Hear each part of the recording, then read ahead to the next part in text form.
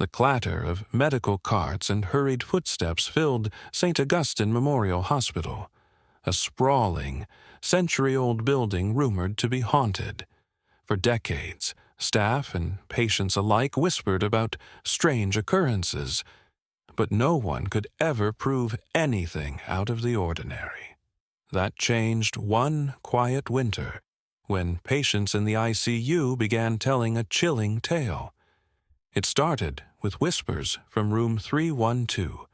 An elderly woman recovering from a stroke swore that, during the dead of night, a tall man in an old-fashioned white coat had entered her room.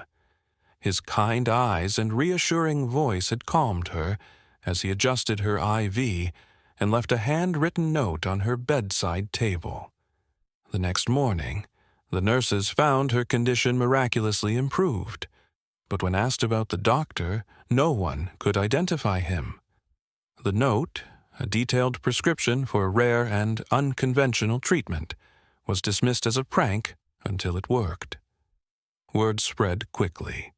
More patients began reporting visits from the mysterious doctor. They described the same figure: salt and pepper hair, wire-rimmed glasses, and an outdated medical bag. He introduced himself as Dr. Harold Mercer, and each time he intervened, the results were astonishing. Terminal diagnoses reversed overnight, incurable infections disappeared, and failing hearts seemed to find new strength. But Dr. Mercer's name wasn't in any current hospital records. Nights grew tense as the phenomenon escalated. The staff, skeptical and unnerved, set up cameras, hoping to catch the so-called savior in action. But every recording inexplicably cut to static between 2 a.m. and 3 a.m., the exact time patients claimed to see him. The hospital administration launched a formal investigation, scouring archives for any sign of Dr. Mercer. What they found froze them to their cores. Dr. Harold Mercer had been a celebrated physician in the 1970s, known for pioneering treatments that saved countless lives. But in 1974, tragedy struck. A massive electrical fire consumed the west wing of the hospital, killing dozens, including Dr. Mercer, who had refused to leave his patients.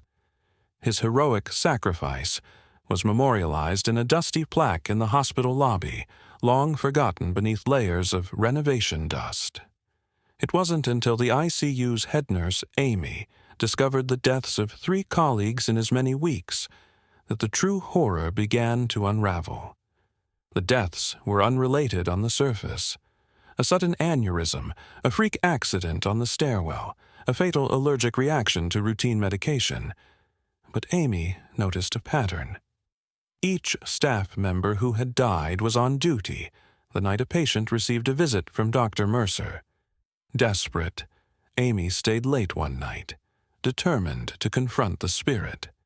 She lurked in the ICU, clutching a rosary and a flashlight.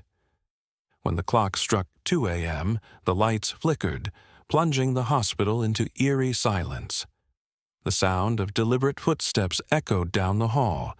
Emerging from the darkness was Dr.